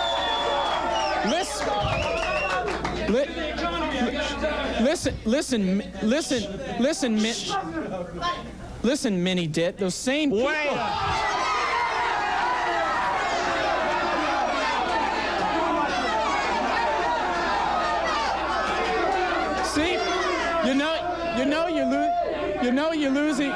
See, you know you're losing this argument, so your only out is to kick me off. You don't insult me on my own program. I'll throw your butt out of here. You just insulted me on your own program, so I have the right to insult my guest. It's my program, right? It's my privilege. Hold on. Let me tell you something. What the president tried to explain, but liberal lunatics like you don't want to listen. Is Bruce liberal lunatics? Is Bruce Hershenson a liberal lunatic? Bruce Hershenson, I'm ashamed of him, of the things that he said, and he's a friend of mine. What about Gerald Ford? What about George Schultz? What about Casper Weinberger? What about Bob Dole? Are those liberal lunatics? They're conservative Republicans, and even they don't back the president on this. Let me answer you. What the president of the United States has done may not always be the most popular. Reagan didn't have to do this, but he did what was right for the United States of America. Right. Hold on. Ford and Carter criticized Ronald Reagan for negotiating with the terrorists in Iran. How hypocritical can you get? Hold on. It has now, hold on, you don't maybe know this. It has now been revealed Ford and Carter criticized Reagan for opening a dialogue for dealing with Iran, and now we find out in their presidencies, in their own presidencies, in the Carter presidency, in the Ford presidency, they also secretly were trying to open a dialogue with Iran. Well, what do you think about that? First off, under all of the Ford presidency and most of the Carter presidency, the Shah was in power with Iran, and he was friendly to the United States. They weren't trying to open a dialogue. You're completely distorting the facts. I'm not distorting the facts at all. You know damn well who was in charge when Carter was the president of the United States.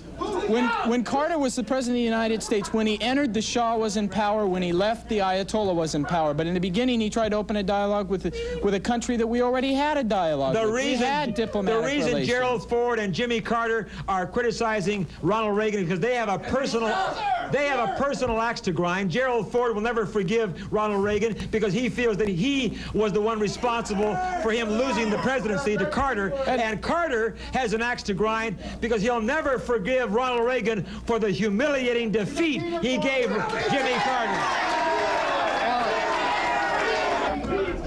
See, let me tell you, hold on a minute. You see, Ronald Reagan explained very well what he was doing.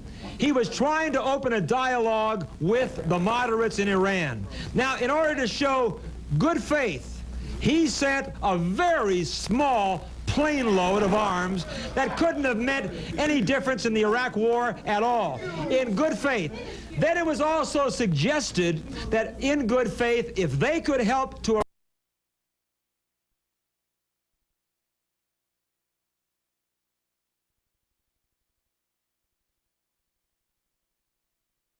And now, David, it is time, hold it down, please. It's time for our next victim on the hot seat. All right, here he is from Shock Radio, raunchy Guy Kemp. Guy, where is Guy Kemp? Oh, boo.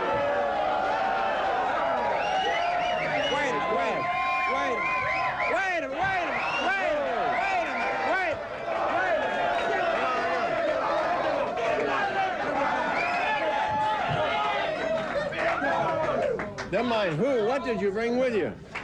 These are the pot shot girls, Wally. Pot shot. Hey, he said, stand down off the podium. Hey, what do you call these bimbos, Guy? Well, unlike your bimbo, these are women, Wally, and these are the pot shot girls. Hey, they look to me like he just picked them up on Sunset Boulevard in Hollywood.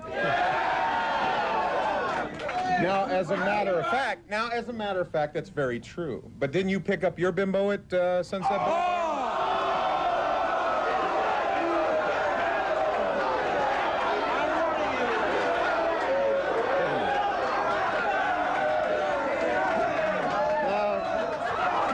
His was on Hollywood. Now let's wait a minute. Now look, you wrap your mouth, you parasite. Wait a minute. Now you wrap your mouth. Easy. Now wait a minute. Now wait.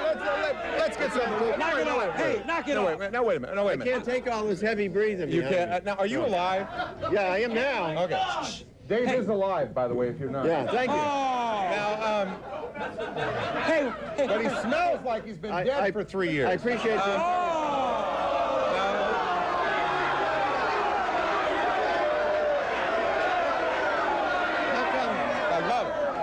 How come these girls can't leave me alone then? They love you. Hey. They love a good stiff. Hey, take you know a what? Hey, I think these girls. Hey, wait, these girls are a bunch of hookers. What do you think? Good girl. And hold on, guys. Go ahead. And naturally, he has to associate with hookers. No other girls would go with him, would they? That's right. No decent girl would ever go with an old man like you. That's because wait. Now wait. Have you ever noticed how old you look, Yes, guy? I do. He looks very old, doesn't he? No, wait. Let's be fair. You have one strand of hair and you wrap it around like 800 times.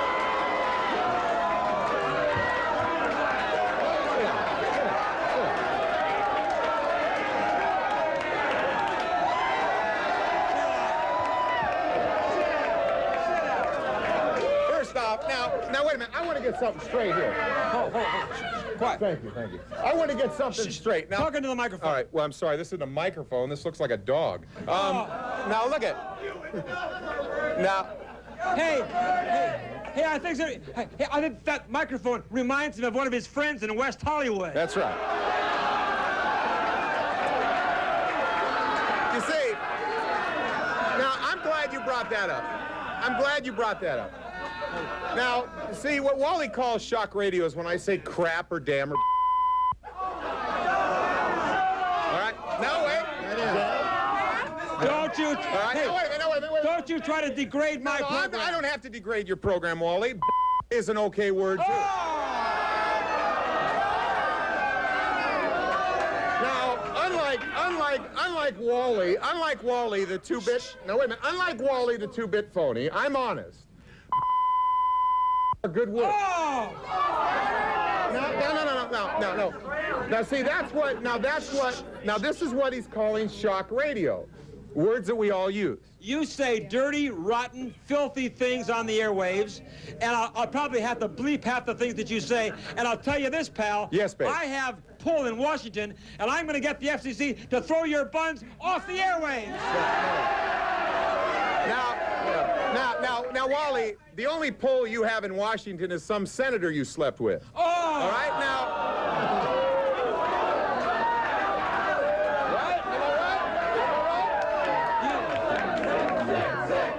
Yeah. You are sick. Thank you. Some women senators, you know. That's right. He not only says sickening, disgusting things on the air, he also says racist things on the air. No, that's a lie. You do. That's a lie. I was listening, and the other night on his stupid program on KMPC FM... Was this when you were on Valium? Oh. I heard you or someone on your show called Janet Jackson. They said she looked like a monkey. Now that's racist. No.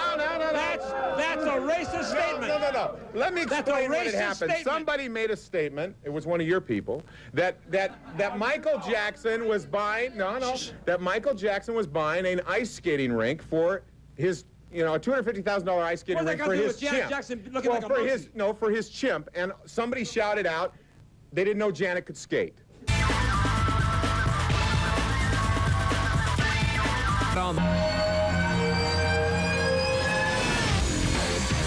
1-800-449-1771 or see more action at girlsgonewild.com. Nothing to watch in the tube tonight? How about a little live entertainment to keep you up all night? Live chat, the way you like it, is yours anytime, 24/7. Just pick up the phone, call 1-800-YES-GIRL, and let us do the rest. Adults only, please. Call 1-800-YES-GIRL right now. Your secret fantasy is just a phone call away. Call me now. David, where have you been? This is we did a whole show, and you just showed up for the last segment. If you talk to your friends, the police, and get them to clear traffic up a little bit, I could get here on time. It's raining out. They don't buy them. Now, David, we have a familiar face. We introduce him, and tell me why he's here. Okay, here now to make another appearance on the hot seat of many, we have a guy boosting the candidacy, the presidential candidacy of Jesse Jackson, John Wright.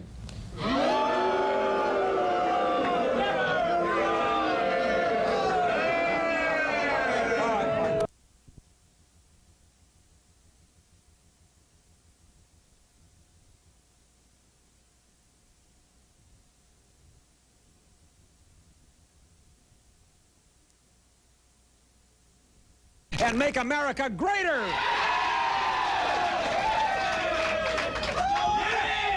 We have the guts to sit here and tell those liberal idiots that they should stop bashing on one of the greatest presidents in our history, Ronald Reagan. Okay. Now, on the program tonight, we have some really ludicrous people. We have a girl...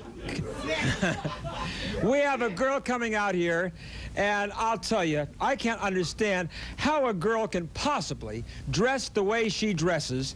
I mean, it's an embarrassment. And she is a Playboy model. Becky LeBeau is here.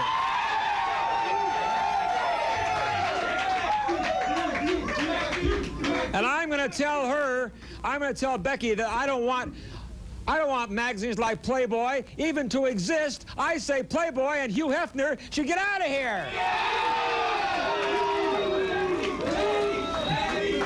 So we'll take on Becky LeBeau and tell her why we think that Playboy has no place in our great America, okay?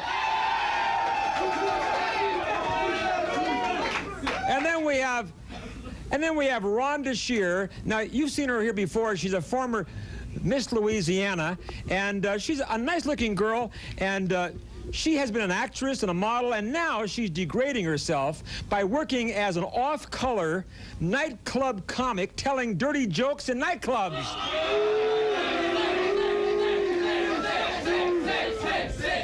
So I'm going to say to Rhonda that she and no other women should be telling jokes in nightclubs. That's a man's job, right? And then later on, Antoine Marengo is going to come back here, and he's going to be arguing with me on euthanasia. That's mercy killing, and I say nobody has the right to pull the plug but God. How about that?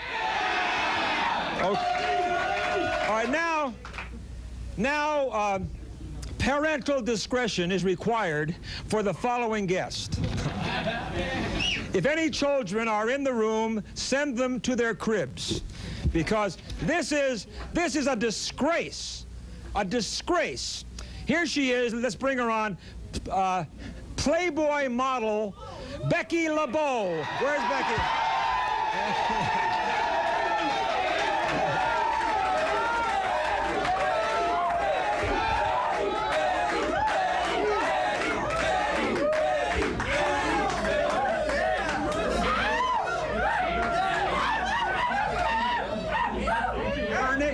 Her name is Becky, not Betty. It's Becky LeBeau. All right, now Becky, first of all, how in the world do you have the courage, hold it gang, hold it down the audience, how do you have the courage to walk out on our stage dressed like that? Isn't that horrifying? They don't think it's horrifying. But Becky, I mean, you're barely dressed. I mean, this is probably the least any guest has ever worn on my show.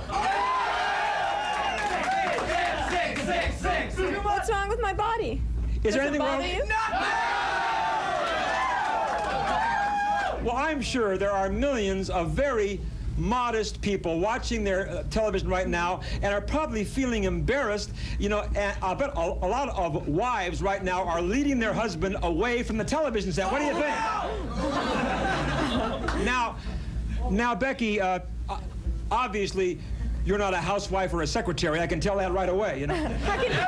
Can you imagine her coming to work like that as a secretary? Now, I understand, Becky, that you are a Playboy model. Right. And you work for the Playboy modeling agency. Right. And you have appeared in that ludicrous magazine, Playboy. Oh. It's not ludicrous. Now, let me ask you. When you appeared in Playboy, were you nude? Of course I was nude. That's what Playboy is. Yes or no? Please. You were nude. Sure. Oh.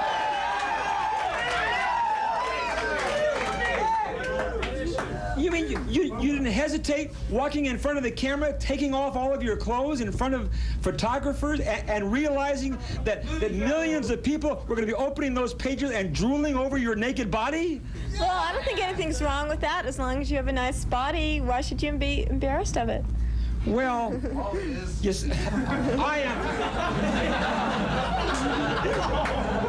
Who said that out there? I mean, I can't understand why an obviously healthy and attractive all-American girl would want to lower herself to appear in Playboy magazine. Now, if I had my way, I would outlaw magazines like Playboy in America. Wait a second. I want to close down magazines like Playboy. That's what I really want to do. Playboy and Penthouse aren't bad magazines. They're not pornographic. I mean, they're art, and they show women in a beautiful way. I mean, they there's show nothing them wrong with it. start raving naked. Now, if that's not pornography, what you're doing right now is pornography, isn't it? Now, do you happen to know Hugh Hefner? Yeah, I do. Nice man. Now, there's another. Now, I understand that Hefner sometimes watches our show. And if Hugh happens to be watching right now, I want to tell him I think he is a really decadent old man. What do you think about that? I am embarrassed about Hugh Hefner. Look at the kind of lifestyle he leads. He has this big mansion, you know, the Playboy mansion, where he walks around in his silk pajamas.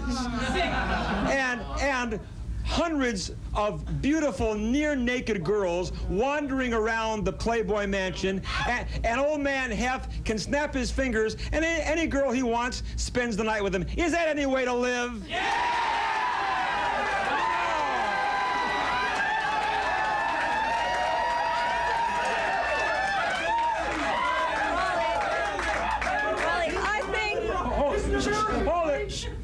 I think you're just jealous. I think that you could just... Wait, do you really think that I'd like to live like Hefner?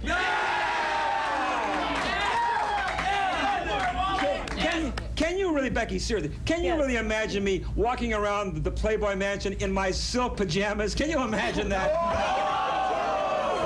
Would never be that ludicrous. How obvious can he be? I mean, how obvious can the man be?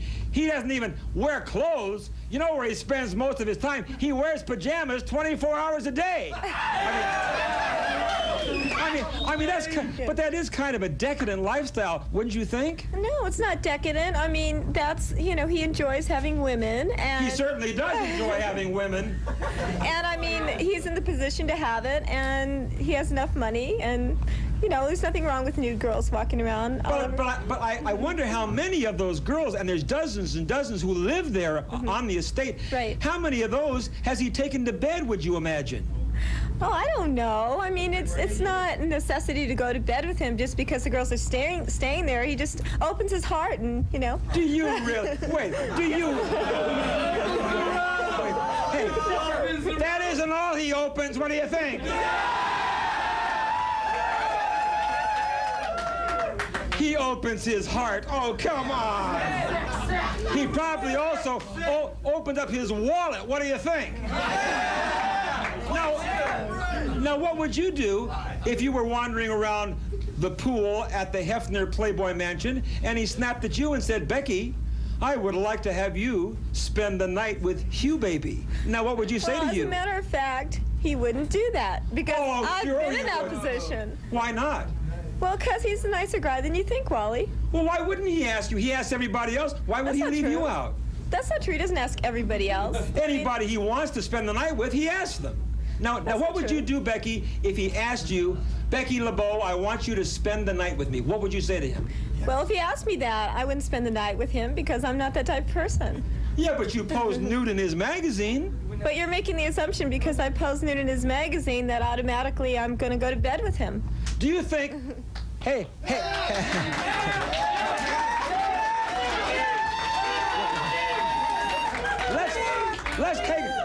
Let's take a vote here. How many of you think that if Hugh Hefner asked Becky, she would spend the night? Say yes. How many of you think she would not spend the night with him? She'd be out of the Becky, they're on my side.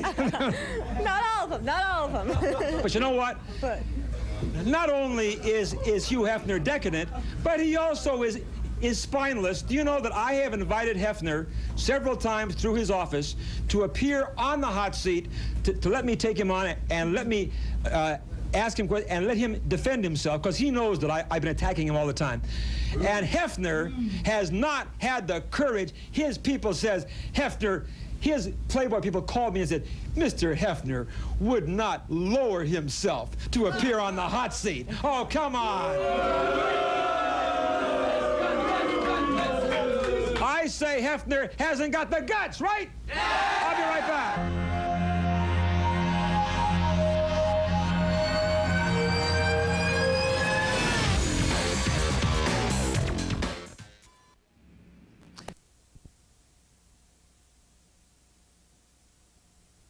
$85,000. Just imagine the fun we could have. Call now.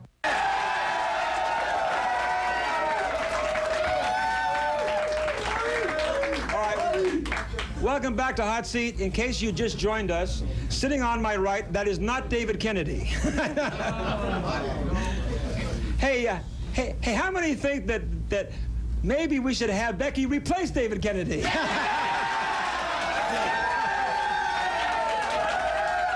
No, we would never do that.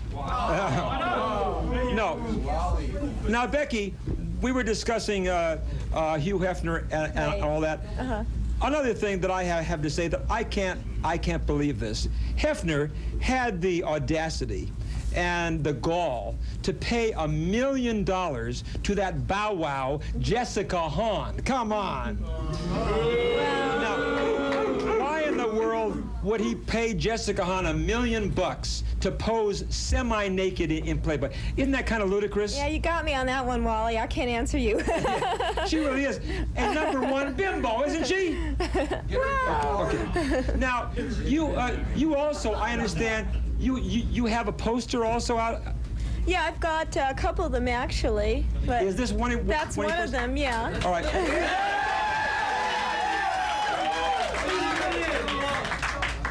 Okay, gang. Now you see. Let's see you, Wally. Come on, Wally. See what she's doing? Anything she can to make money off of her body. Is that ludicrous or what? Now let me see what. Oh, Becky, this is terrifying. Oh.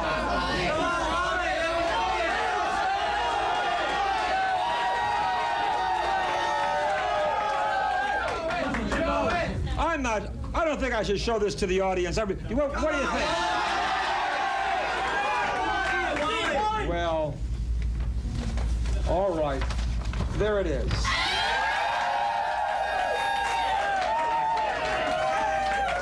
Becky, let me tell you something. I want to register my protest for this ludicrous poster, and here it is.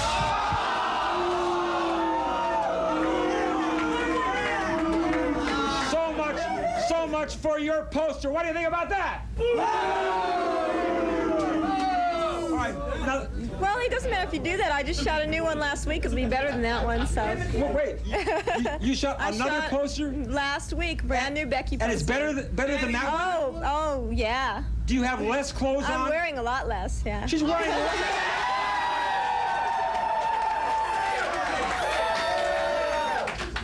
Becky, I'll never understand.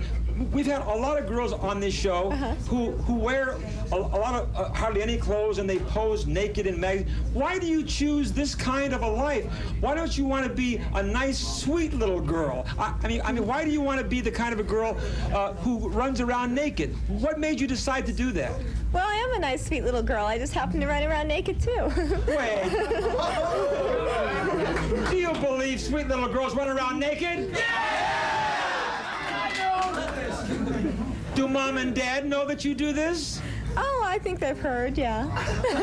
Now, when you get married, will you stop all this nonsense and lead a decent life for a change? Well, I don't think my life is indecent.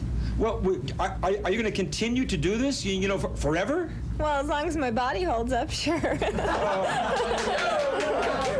go to the audience.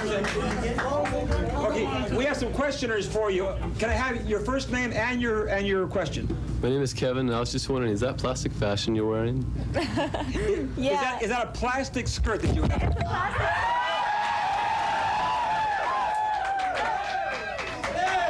Okay, open that thing. Let's see it again. It has a zipper all the way down the back. Yeah. All right, yes, sir. Your first name and your question. My name is Chris, and I was wondering how much you got paid by Playboy to pose, not naked, but as in money-wise. Yes. Not anything else, but money. How much did they pay you to pose naked in Playboy? Oh, the rates are always different. I mean, I've done so many different features that it varies. I don't even remember. What's the most that you've gotten? I don't know, a couple $1,000. A couple $1,000. Okay. For all together nude, huh? Well, you know, I don't know. I think actually that was just for topless. Okay. What would you get for an all together nude? Probably about $20,000. $20,000? Are you serious? Yeah, $20,000. Okay, next. Next. That's it? 20,000. That's a lot of bananas. Yes, your first name? Chris. Yes, Chris. What month were you in, and is that an edible top? Wait a minute. Get out of here. Terrible.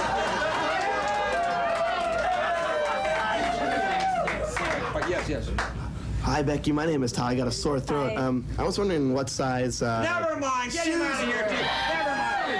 What was that again? I was wondering what size shoes you wore. What size shoes? Oh, shoes. What size shoes? Like 38 double D.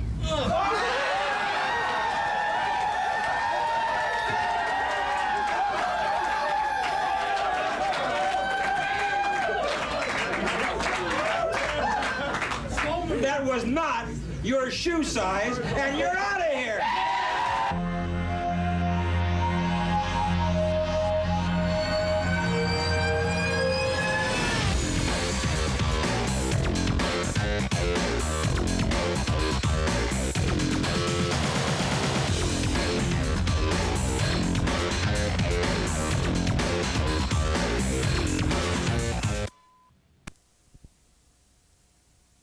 Your secret fantasy is just a phone call away.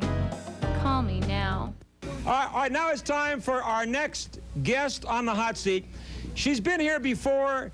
You have known her as an actress, as a model, as the former Miss Louisiana, and now she has degraded herself into being a sleazy stand-up nightclub comic. Let's hear it for Rhonda Shear. Here she. Where is Rhonda?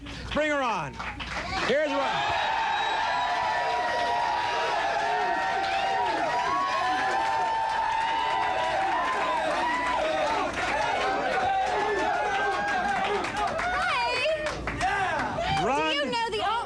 The only word in your vocabulary is bimbo. What an education you must have had. Well, listen, when I have one question. Why was this in your dressing room?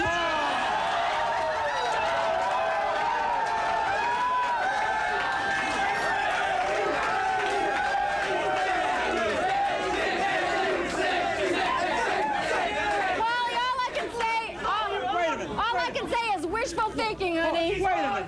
Is she sick or what? No!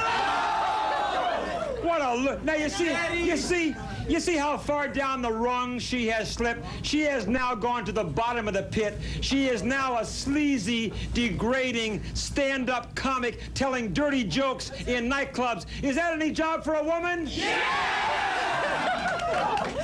why you invited me here. No. Why have you degraded yourself to be a Comedy is hot, and besides, women are funny because you men give us lots of material, especially you, Wally.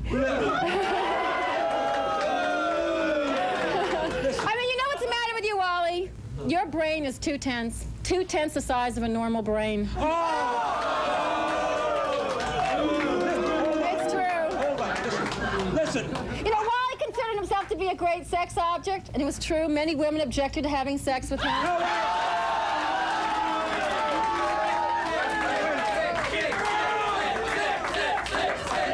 I am not going to sit here and be insulted by a big bimbo. What do you think? A big bimbo. I've been upgraded from a little bimbo to a big bimbo. You are a bimbo with a capital B. Babes in comedy. That's what we're doing. Let me see Babes in that, comedy Rhonda. night. Here it is, folks. Babes in comedy. There it is. Great, here we go.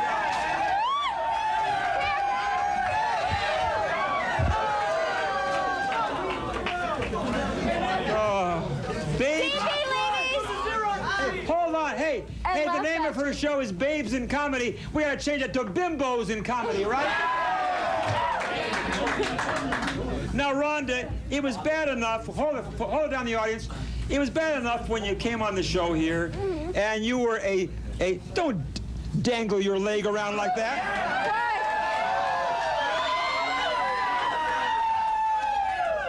He just can't take it. And will you please pull down your zipper there, please?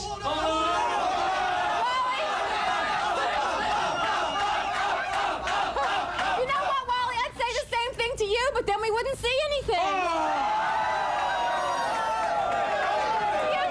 If Wally got excited and walked into a wall, he'd break his nose.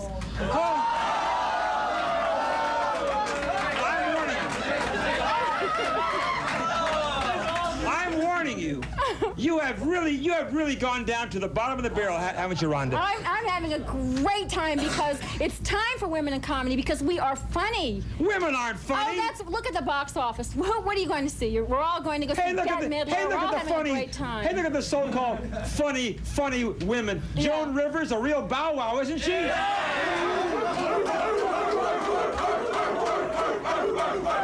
I mean, let's face it, Rhonda. Most female comics are dogs. What do you think?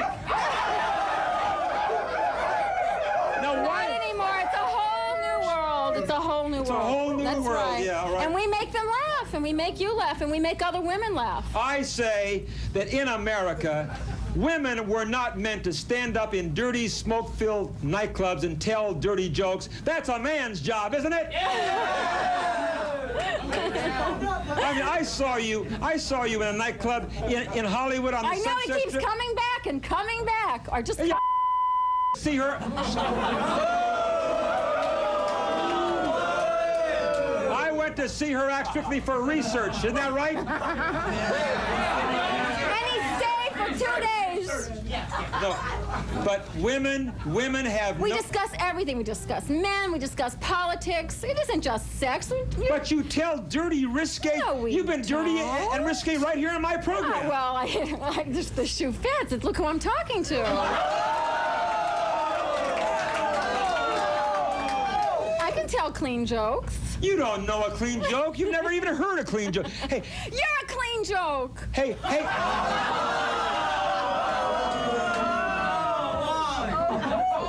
Hey, take a look at her. She is the original dirty joke. There she is right there. What do you think? Good looking, too. Now, well, thank you. Now, I understand that you have a few of your friends. A few other female comedians. A few other female who comedians. headline all over the country. They open for other women, other men, and they're Are doing they very as well. hilarious as you They are? are hilarious. All right, now I want to see just how. First, hold on, gang in the audience, please. Let's just see how hilarious you are. All right, can I bring out? No, you. Give us. Give us a couple more of your fantastic lines, and let's see how you're going to convulse our audience. Oh, go ahead. Okay. But this isn't just. should I stand up? I can't stand up. All right, you know, living in LA is very, very interesting. You know, it makes you paranoid. It really does. I've been very paranoid living in Los Angeles. As a matter of fact, I tried to join Paranoids Anonymous, but I think they were holding the meetings behind my back. As a matter of fact, living in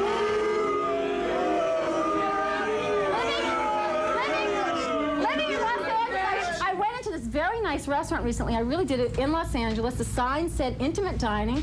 I walked in and the waiter tried to French kiss me. Thank God I didn't ask for the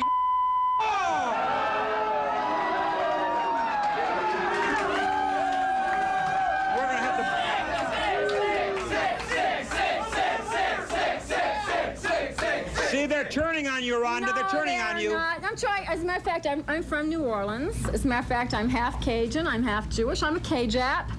And the food in New Orleans is great. As a matter of fact, when I come back, I have to diet. Right now, I'm trying to get back to my original weight, 7 pounds, 9 ounces. Oh, that's cute. One more try, Rhonda. Okay. Have you seen those new serial numbers on condoms, Wally? Oh, I guess not. You've never had to that far.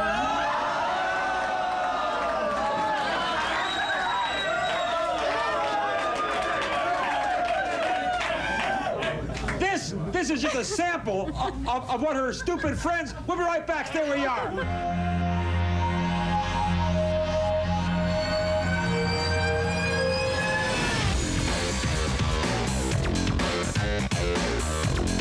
Call us now.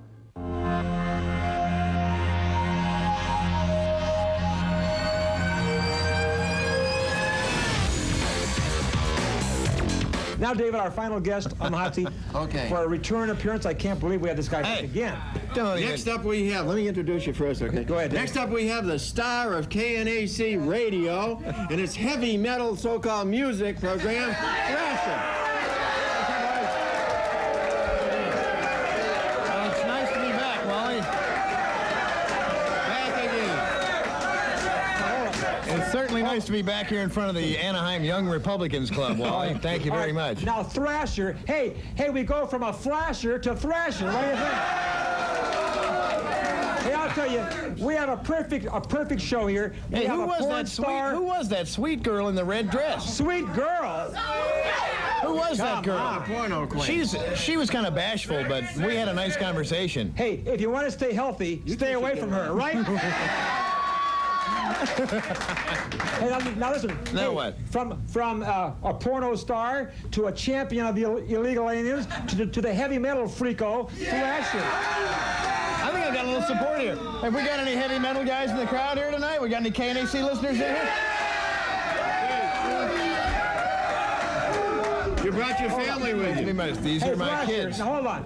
We are here to discuss, earlier with Brandy, we discussed the FCC ruling that now, and I can't believe this, that says it's okay to broadcast pornographic films on commercial television. Now, you're on radio, which you're affected now, because now the FCC says that radio stations can broadcast obscenity after midnight, and I suppose you're in favor of that. And of course he's in favor of it because he's obscene all the time. Well, what are you talking about, Wally? I mean, this show is an obscenity, and it's on during prime time. Hey, wait a minute. This show is standing up for what is great for America, right? Oh, I see. It's Wally George, the great interpreter of the Constitution of the United States of America. George, that's pretty close, yeah. It's Wally George putting punks like you in your place. Now, tell me why you're in favor of the FCC Here's ruling. what I'm in favor of. Okay, what? Whether it be pornographic or not. First of all, why don't you define what's pornographic to me? Why don't you define obscenity, define pornography? Define it. I'll tell you. Yeah, right. Hey, if he wants to see a perfect example of pornography, he should strip naked and stand in front of a mirror.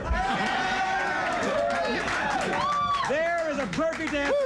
Now, you know what pornography is. Well, pornography all right, if you're talking about sex acts on TV, okay, then that's pornography. And dirty, filthy language, that's right. pornographic, Now, that's obscene. Here's my point.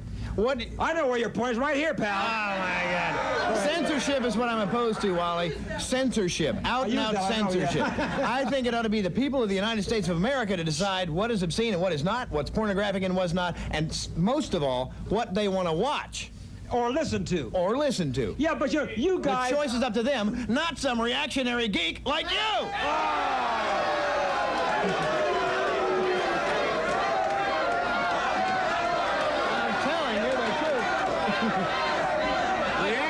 You're going to throw me out again, aren't you? Reactionary geek, no. Don't you call me a reactionary geek, you liberal lunatic pervert! Now, I have heard you on that raunchy radio station, and can I tell you something? I've been in broadcasting for many years, and you're a disgrace to broadcasting.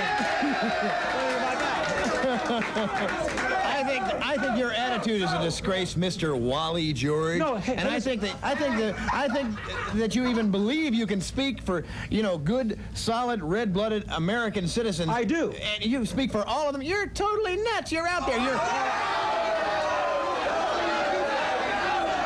Wait a minute. I think that. Wait. Is this a new do, Wally? Hey, is it? What's this? The John Denver look over here?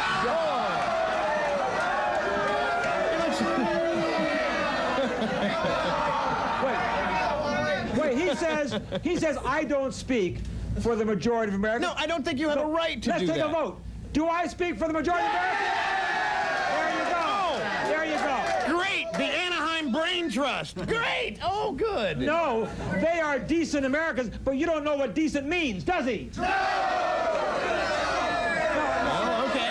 But Thrasher... My contention is... No, but my contention... As a good American, Thrasher, you should be standing up for what I'm standing up for. I am a good American, and I stand up for the Constitution of the United States. You're talking about your interpretation of the First Amendment. You would censor everything that you don't like and not let the people of the United States decide. Who want to decide, Wally or us?